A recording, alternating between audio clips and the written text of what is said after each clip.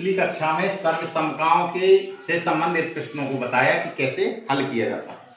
आज आप लोग इन सर्वसमकाओं की सहायता से हम संख्या वाले मान कैसे निकालते हैं उनको सीखेंगे।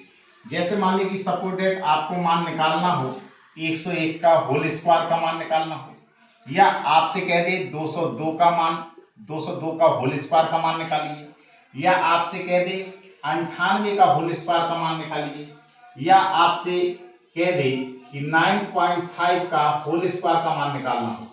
अगर ऐसे सवालों को हमें सर्वसमताओं की सहायता से हल करना हो तो हम कैसे करते हैं हल। सबसे पहले इन प्रश्नों को हम इन तीनों सर्वसमताओं के किसी एक रूप के अनुसार बदल देते हैं। या तो a प्लस बी का होल स्क्वायर के रूप में बना लेते हैं, या a माइनस बी का होल स्क्वायर के रूप में बना लेते हैं, या a plus B into a minus B के रूप में बना लेते हैं। लेकिन सवाल की स्थिति के अनुसार हम इन रूपों में बनाते हैं। जैसे मान लीजिए कि सपोज दैट मैंने आपको एक सवाल दिया 101 का होल स्क्वायर का मान निकालना है और वो भी इन सर्वसमताओं की सहायता से। तो सबसे पहले बेटा क्या करेंगे कि इनको हम ऐसे भाग में, ऐसे दो भागों में बांटेंगे कि एक आपका a बन जाए और दूसरा आपका b बन जाए। आपका जोड़ के रूप में भी आ सकता है और घटाने के रूप में भी आ सकता है। a का मतलब होता है, a का मतलब है आधार। क्या है? आधार। आपको आधार के रूप में बनाना है। आपका आधार ऐसा भी 1 भी हो सकता है, आपका 10 भी हो सकता है, 20 भी हो सकता है, 50 भी हो सकता है, 100 का भी हो सकता है, 1000 भी हो सकता है, और आपका 100 के बाद 200 भी हो सकता है, 300 भी हो सकता है, कुछ भी दे सकता है। ऐसे डॉट डॉट आपके आधार हो सकते हैं। तो जैसे बेटा आपका एक प्रश्न दिया गया, इस प्रश्न को आप बेटा दो रूपों में बांटेंगे। एक तो आपका इसके आधार आ जाना चाहिए और दूसरा जो b होता है, b का अधिकतम जो अंतर होगा वो आपका 1 से लेकर 5 तक का या 6 तक का अंक ही आ पाएगा। ठीक है, तो आपको 101 का होल स्क्वायर लिखा, तो आपको ये देखना है कि 101 वाली जो संख्या है वो किस आधार के नजदीक है। किस आधार के नजदीक है? 100 के। तो हम 101 को कैसे लिख सकते हैं? 100। अब ये 100 से ज्यादा है कि कम है? अगर ज्यादा है तो जोड़ देंगे, कम है तो घटा लेंगे। कितना ज्यादा है? 1 ज्यादा है, तो जितना ज्यादा उतना आप बेटा लिख देंगे। तो जो आपका बेटा आधार होता है, जो आगे लिखा उसको a कहेंगे, जो पीछे लिखा उसको b लिखेंगे, और स्क्वायर लिखा है तो स्क्वायर लिखेंगे। अब आप बेटा सर्वसमका का प्रयोग करेंगे। तो सर्वसमका का सूत्र जो जिससे सर्वसमका को आपको प्रयोग में लाना है वह सर्वसमका कौन सी है? प्लस वाली। तो a प्लस बी का होल स्क्वायर बराबर क्या होता है? a स्क्वायर प्लस में 2ab और प्लस में b स्क्वायर। तो आप देखिए a के स्थान पे आपका बेटा क्या कितना मान रखा हुआ है? 100। तो यहाँ पर बेटा 100 लिख देंगे। फिर लिखा है b, तो b के स्थान पे मान कितना लिखा है? 1, और क्या लिखा? Whole square. अब लिखा है यहाँ पे a स्क्वायर। a का मतलब 100 का स्क्वायर करना है, फिर प्लस का चिन्ह लगाएंगे। 2ab, तो a के स्थान पे कितना लिखा है? 100, और b के स्थान पे कितना मान रखा है? 1, फिर प्लस b स्क्वायर, तो b के स्थान पे कितना मान लिखा है? 1, तो 1 का स्क्वायर कर देंगे। अब ये कितना होगा आपका? 100 का स्क्वायर करेंगे तो कितना आया? 1 2 3 4। 100 का स्क्वायर का मतलब है 100 को कै बार गुणा में लाना है? 2 बार। यानी 100 गुणा 100, फिर प्लस का चिन्ह लगाएंगे। 2 का गुणा 100 में करेंगे तो 100 दूना 200। 1 का स्क्वायर करेंगे तो कितना आएगा? 1। अब इनको जोड़ दीजिए। 1 को 0 में जोड़ेंगे तो 1 आएगा, फिर यहाँ 0 लिखा है तो अभी 1 आएगा। दूसरा क्या है? दूसरा अक्षर यहाँ लिखा नहीं है। यहाँ दूसरा अंक कितना लिखा है? 0। 0 को 0 में जोड़ेंगे तो 0 आएगा। तीसरा देखिए यहाँ कितना लिखा? 2। यहाँ तीसरा अंक कितना लिखा है? 0, तो कितना आएगा? 2। फिर कितना लिखा है? 0, फिर कितना लिखा है? 1। इस प्रकार से बेटा इन प्रश्नों को हम हल कर सकते हैं। इसी प्रकार से आपके नेगेटिव वाले भी होंगे, तो आप इतना उतार लीजिए, इसके बाद मैं नेगेटिव वाला आपको बताता हूँ। मान लीजिए कि सपोज दैट एक प्रश्न और दिया गया, आपको लिखा हुआ है, आपसे को दिया गया है जैसे कि 95 का होल स्क्वायर निकालना। तो आप क्या करेंगे बेटा, इसको सबसे पहले आप ए और बी के रूप में कन्वर्ट करेंगे। तो ए का मतलब क्या होता है, ए आधार। तो ए का मतलब ये 95 वाली जो संख्या है वो किस आधार के नजदीक है, 100 के नजदीक है। तो आप इसको क्या लिखेंगे, 100। अब ये 100 से कितना ज्यादा है, ज्यादा है कि कम है? अगर कम है तो घटाना है और ज्यादा है तो जोड़ना है। तो 100 से कितना कम है, 5।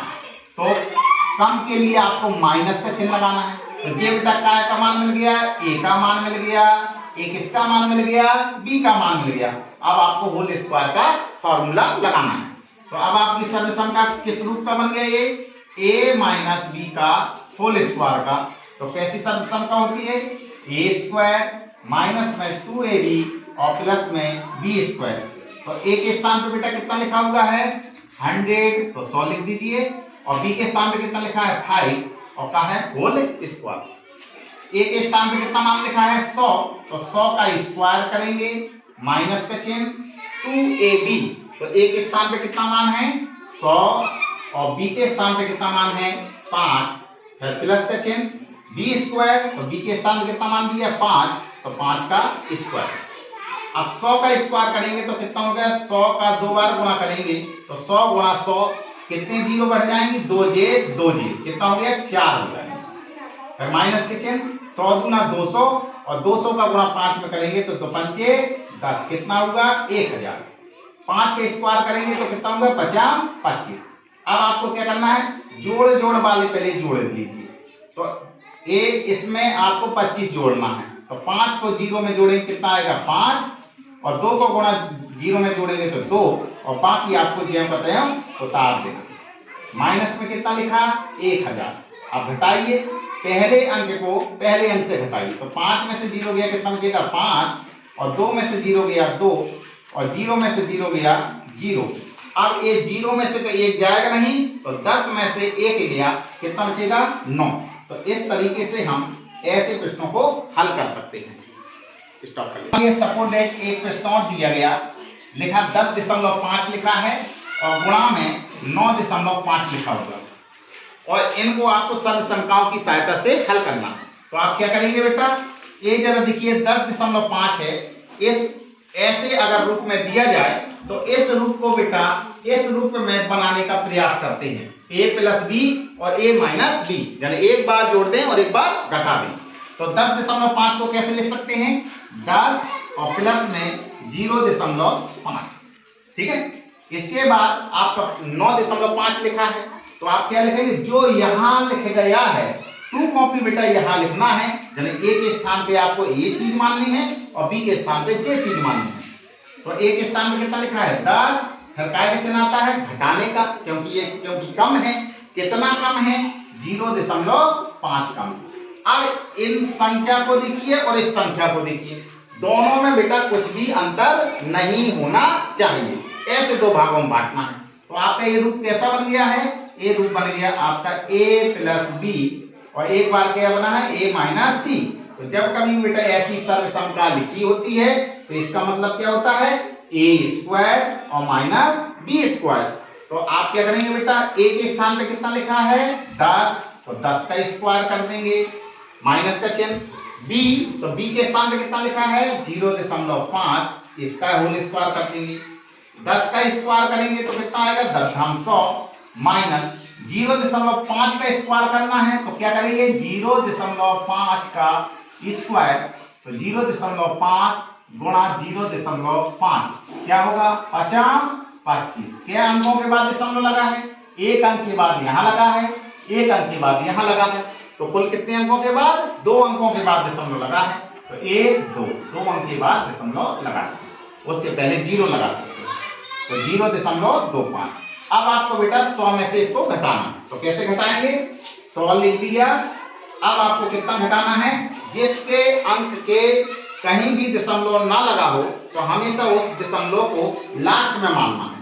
तो यहाँ पे आप दशमलव लगाएंगे और दशमलव के बाद आप 0 लिख सकते हैं। अब दशमलव की सूत्र में हमेशा दशमलव आता है, कभी भी दशमलव के जोड़ या घटाव करें तो हमेशा दशमलव की सूत्र में दशमलव के पहले क्या लिखा है 0, दशमलव के बाद क्या लिखा है 2 लिखा, फिर 5 लिखा, यहाँ कुछ नहीं लिखा तो 0 माना।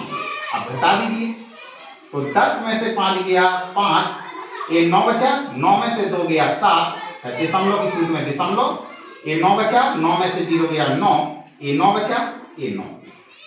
इस तरीके से इन प्रश्नों को हल किया जाता है। Thank you.